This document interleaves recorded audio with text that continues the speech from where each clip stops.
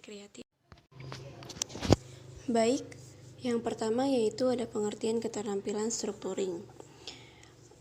Menurut Tahirin, strukturing adalah proses penetapan batasan oleh konselor tentang hakikat, batas-batas, dan tujuan proses konseling pada umumnya, dan hubungan tertentu pada khususnya. Nah, strukturing ini memberikan kerangka kerja atau orientasi terapi kepada klien.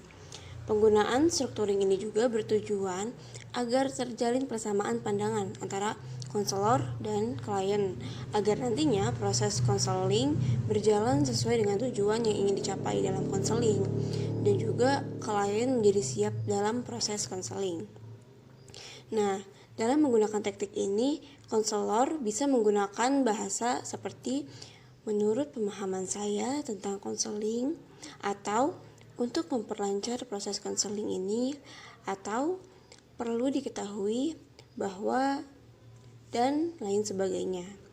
Jadi, strukturing ini adalah teknik yang digunakan konselor untuk memberikan batas-batas atau pembatasan agar proses konseling berjalan sesuai dengan apa yang menjadi tujuan dalam konseling.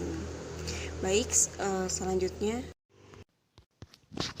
Adapun menurut Bramer dan Sostrom, strukturing ini berisi pembatasan-pembatasan konselor berkenaan dengan sifat, kondisi, batas-batas, dan tujuan dari proses konseling. Nah, mereka juga mengungkapkan bahwa strukturing merupakan istilah yang digunakan untuk menggambarkan perilaku-perilaku yang digunakan oleh konselor untuk membawa kliennya mengetahui peran konselor dan klien pada saat tahapan hubungan atau proses konseling ini. Baik, untuk penjelasan selanjutnya tentang tujuan dari teknik strukturing ini akan dijelaskan oleh rekan saya. Halo, perkenalkan nama saya Siva Fauzia. Saya di sini akan menjelaskan tentang tujuan strukturing. Tujuan dari teknik strukturing. 1. Melalui struktur konseling dapat mengkomunikasikan kepada konseli tentang peran dan tanggung jawab dirinya dan diri konseli dalam proses konseling serta arah dari proses konseling yang akan dilaksanakan. 2. Struktur dapat menurunkan atau mengurangi jumlah, intensitas, atau dampak dari kesalahan pengertian antara konselor dan konseli.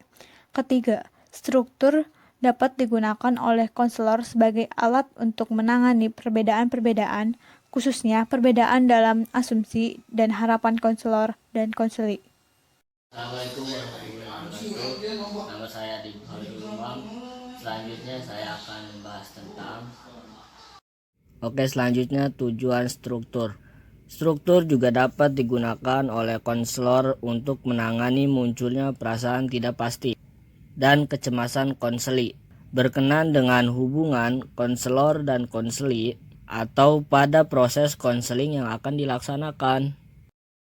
Lanjut, adanya struktur dapat membuat proses konseling menjadi lebih efisien karena struktur memformulasikan komponen-komponen atau variabel-variabel prosedur perlakuan dengan dirumuskan dengan spesifik. Terus yang terakhir, struktur akan dapat membuat konselor lebih comfortable dan percaya diri. Ya, nama saya Tejo Laksana. Di sini saya akan menjelaskan tentang prinsip strukturing. Ya, selanjutnya adalah prinsip strukturing. Yang pertama adalah dilakukannya pada sesi awal pertemuan. Kenapa? Karena agar konseling berjalan sesuai dengan tujuan yang ingin dicapai. Yang kedua adalah diberikan pada keadaan yang membutuhkan, di mana saat konseling berjalan dan terjadi suatu hal yang tidak diinginkan, maka disitulah strukturing dibutuhkan.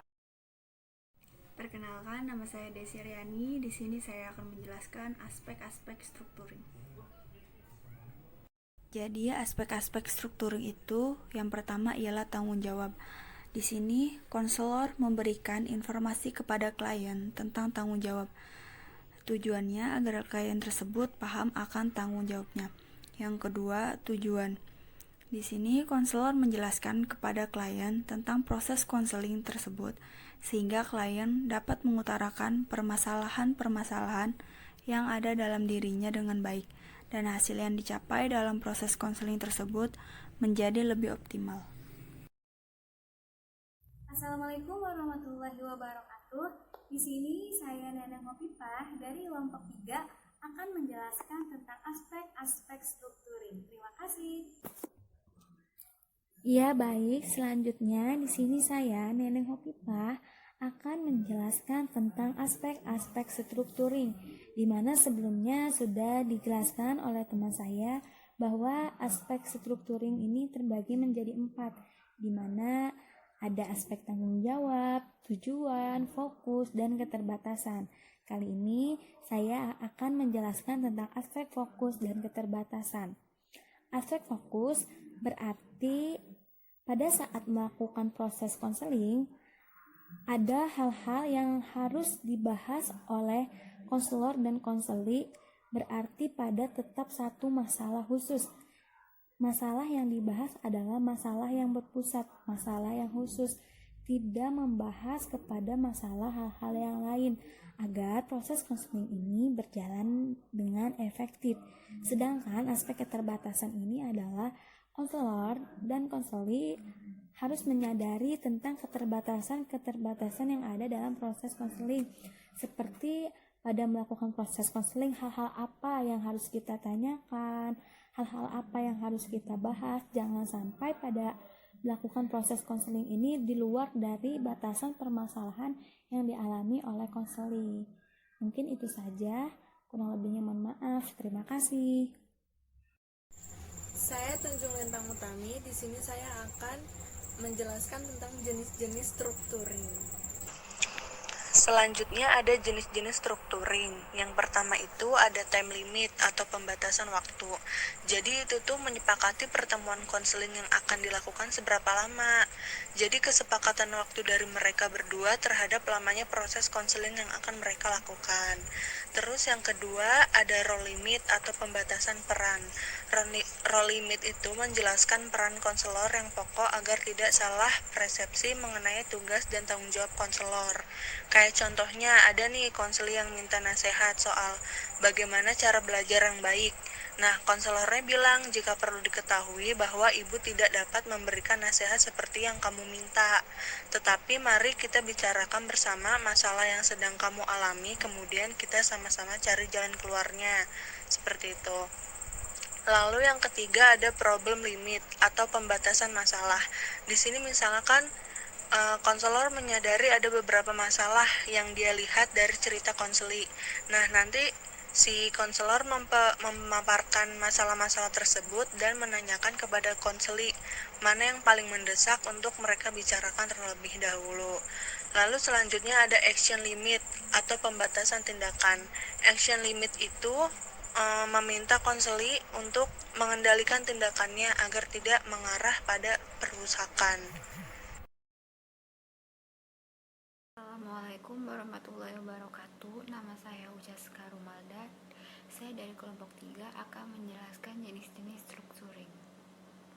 Baik, di sini saya akan menjelaskan tentang service limit, topic limit, goals limit, cost limit, dan confidentiality limit. Service limit yaitu menjelaskan tentang jenis-jenis dan sifat-sifat layanan yang diberikan oleh konselor. Kalau topik limit yaitu mengajak konseli memilih masalah di antara sejumlah masalah yang ada. Kalau misalkan goals limit yaitu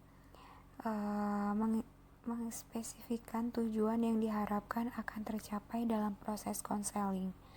Kalau misalkan cost limit yaitu penginformasian biaya jika dalam konseling yang dilakukan dikenakan biaya. Kalau yang confidentiality limit yaitu meyakinkan bahwa konseli yang diceritakan akan sepenuhnya dijaga rahasianya. Sekian dan terima kasih.